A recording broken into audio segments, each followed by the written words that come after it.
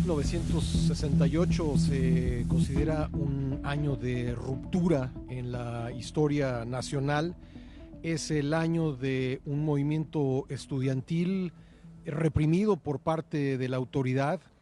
Y no solamente me refiero a los hechos del 2 de octubre en la plaza de Tlatelolco, sino algo que continuó por mucho tiempo, el de los procesos judiciales en contra de los participantes en ese movimiento. José Ramón Cosío, ministro en retiro de la Suprema Corte, se dio a la tarea de revisar los expedientes judiciales y escribe el libro Biografía Judicial del 68, el uso político del derecho contra el movimiento estudiantil. José Ramón, un gusto tenerte nuevamente en el programa. Muy buenos días. Hola Pascal, ¿cómo estás? Al contrario, muchas gracias por la invitación. Con todo gusto estar contigo como siempre. Esta es la historia de un sistema de justicia que se puso al servicio de la política. Exactamente. El 26 de julio, después de la marcha para conmemorar un aniversario más de la toma del cuartel de la Moncada, sale de Salto del Agua hacia el hemiciclo a Juárez, diversos simpatizantes de la izquierda de entonces, y son detenidos esa misma noche, el 26 de julio, la verdad, sin o con muy pocos elementos jurídicos de base. Y a partir de ahí inicia todo el proceso, son 4 averiguaciones previas, se dicta la sentencia en noviembre de 1970, es decir, estamos conmemorando o vamos a conmemorar 50 años de la sentencia. Todas estas personas son sentenciadas y a partir del 26 de diciembre, 3 semanas después de que el presidente Echeverría tomara posesión del cargo, las empiezan a liberar sin ninguna justificación jurídica, simplemente diciéndoles váyanse a sus casas, no se había resuelto ninguna apelación ni ningún amparo y las personas van saliendo, muchas de ellas al extranjero, otras se quedaron en el país y es la forma como termina eso que comenzó el 26 de julio. Todavía en el mes de enero del 71 estuvieron liberando a algunas personas, pero todo esto concluyó, digamos, para la primavera de ese mismo año. Entonces, este es el relato que cuento con base en los tomos, los 60 tomos del expediente judicial del 68. 60 tomos son la historia del expediente judicial de procesos contra cuántas personas en total.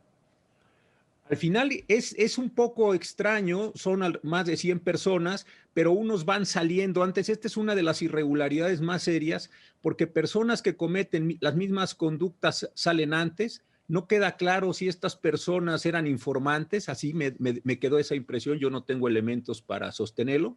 Personas que cometen los mismos o que se les atribuyen los mismos delitos quedan con penas distintas, es decir, hay una parte muy desordenada del propio expediente en este caso. En términos de la legislación de entonces, ¿se cometieron delitos en la detención y procesamiento de personas? Yo creo que sí, fíjate qué bueno que me lo preguntas. Yo al final hice un último capítulo, poco de conclusiones, donde le llamé a la primera parte de ese capítulo hace 50 años. Y lo que hice fue, con los estándares constitucionales y legales de entonces, no de ahora, de entonces, juzgar qué pasó en el expediente y si habían sido correctas o no correctas las actuaciones. Y con los criterios de entonces, me parece que fueron altamente irregulares. ¿Por qué? Porque lo que se hace en la sentencia, en las conclusiones primero del Ministerio Público y después en la sentencia, es describir muchas conductas, así muchas, fueron personas, quemaron camiones, rompieron casetas, cosas que efectivamente sucedieron y después de esa masa de hechos, decir, y por lo tanto, pues José Revueltas o Elide Gortari o Eberto Castillo del lado de los profesores o cualquiera de ellos, el Búho, Pablo Gómez, cualquiera de los que estuvo ahí, son responsables de tales y cuales conductas. Nunca queda claro qué hizo Revueltas concretamente. Lo acusan de muchas cosas, de traición a la patria y de todo lo que tú quieres. 10 delitos, 10 delitos. De toda esa descripción general, dicen, y todas estas personas son responsables de esas cuestiones. Eso, desde luego, conforme a las técnicas constitucionales y los derechos humanos de entonces, que se llamaban garantías individuales, era completamente irregular. Entonces, digamos que se ubicaron presuntos delitos y después se buscó fincar la responsabilidad a diferentes personas sobre esos delitos. Fíjate que sí, y en la parte conclusiva hay dos elementos que, la verdad, lo voy a decir, la primera vez que los leí en las conclusiones y después en la sentencia que están transcritos, yo pensé que yo era el que no estaba entendiendo lo que ahora voy a decir. Después de poner todos estos elementos, se dice, bueno, vamos ahora a entender qué fue el movimiento del 68. Se empieza a hablar que en el año pasado, en el 67, hubo una gran reunión en Cuba, donde fueron muchos de los principales personajes de la izquierda de entonces, y las conclusiones acusatorias derivan que de esa reunión o en esa reunión se estableció un programa para desestabilizar a México profundamente. Y en algo que es tan o más sorprendente que esto, en el informe del presidente Díaz Ordaz del 1 de septiembre del 68, Díaz Ordaz dice que el movimiento es un movimiento desestabilizador, que va contra los intereses de México, etcétera, etcétera. Y en las conclusiones acusatorias del Ministerio Público le dan todo el sentido, le dan toda la comprensión, voy a decirlo así, al movimiento, a partir de lo que suponen que pasó en Cuba y a partir de lo que el presidente Díaz Ordaz dijo en su informe. Imagínate nada más, el movimiento quedó caracterizado como sedicioso, como contrario a los intereses de México, porque Díaz Ordaz lo dijo en el informe del 68. Y así tal cual se transcribe una parte muy grande de ese informe en la sentencia. De artículos periodísticos también se fue construyendo la intencionalidad. De repente, como lo dijo alguno de los articulistas de entonces, de Excelsior, de Novedades, del Heraldo, etcétera, ahí con esas reflexiones de ciertos periodistas de entonces caracterizaban al movimiento. Con unas fotografías de la marcha decían, miren cómo ahí estaba fulano de tal. Bueno, pues sí, fulano de tal fue a la marcha. En la marcha pasaron cosas, pero ¿cómo relacionas a que fulanito de tal, concretamente él haya incendiado un trolebús, o él haya roto una caseta, o él haya copiado armas, ahí es la parte donde se desordena completamente la sentencia, y al final de cuentas te da la impresión, o bueno, no te da la impresión, así fue, los juzgaron por pertenencias políticas, por afiliaciones, por participar en las marchas, pero no queda claro cuáles son los elementos de comisión o de realización de los ilícitos. ¿Verías esa misma sujeción a la política por parte del Ministerio Público que por parte de los jueces? Fíjate que sí. Sí, ahí esto empieza interesantemente. Había varios cuerpos de seguridad, de varios cuerpos de policías secretas en varias dependencias, no solo la Dirección Federal de Seguridad, la Policía del Distrito Federal tenía un servicio secreto, es decir, varias personas. Y estos agentes van construyendo la narrativa, esto es muy curioso, van construyendo la narrativa a las distintas agencias y le llevan esos datos al Ministerio Público.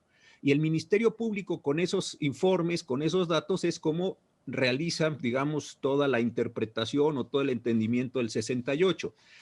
Los informes son algunos verdaderamente inverosímiles, hay algunos que menciono, de unos agentes que en 48 horas, como si no hubieran dormido, 4 agentes vieron todo lo que pasó en la Ciudadela, en Ciudad Universitaria, en Zacatenco, en el casco de Santo Tomás, todo lo vieron estas personas.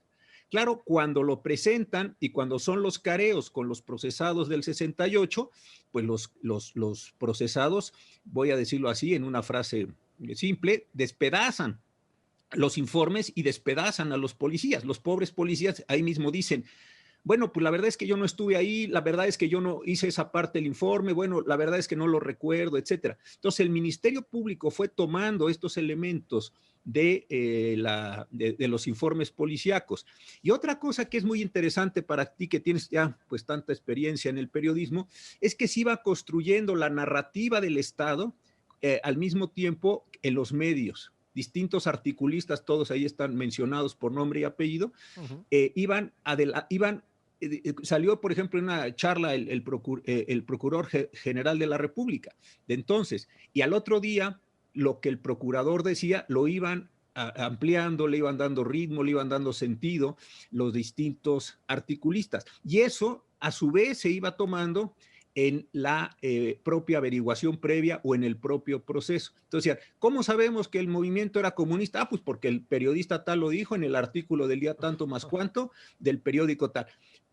Cosas de esa naturaleza, te prometo que yo cuando lo leía decía, yo creo que yo no estoy entendiendo bien lo que está en este expediente porque son cosas tan aberrantes jurídicamente hablando, que decías, bueno, esto tiene una narrativa muy compleja en este sentido, Pascal.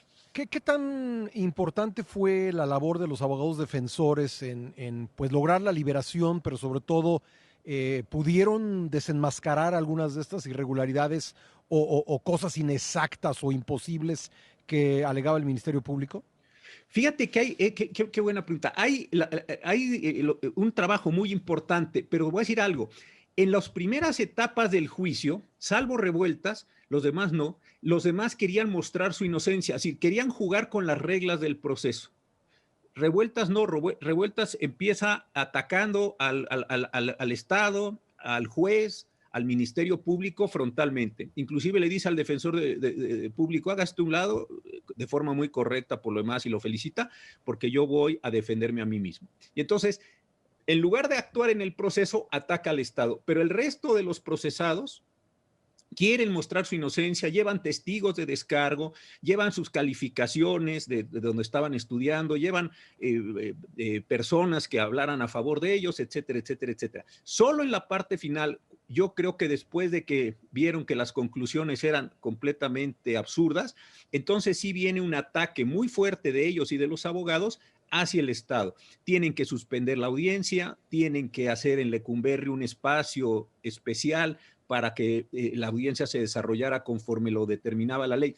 Pero sí, es solo hasta el final cuando atacan al Estado. Ya. Yo había supuesto que, como en otros procesos, que tú conoces varios, el caso de Dreyfus, etcétera, donde la persona no se quiere defender en el proceso, sino quiere atacar las enormes irregularidades del proceso mismo.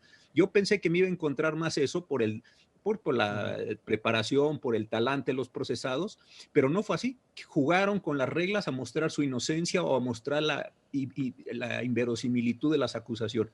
Y al final sí hubo abogados muy importantes, un licenciado de Teresa, Emilio Krieger, que tuvo escondido a Alberto Castillo en su casa. Sí. Varios de ellos se comportaron increíblemente bien.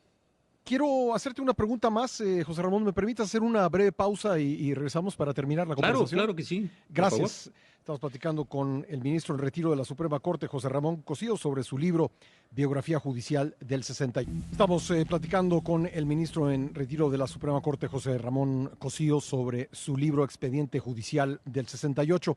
José Ramón, gracias por esperar en la línea. Quería preguntarte si... así como en muchos sentidos ha sido un momento de ruptura el 68, ¿lo fue también para la procuración e impartición de justicia en el país?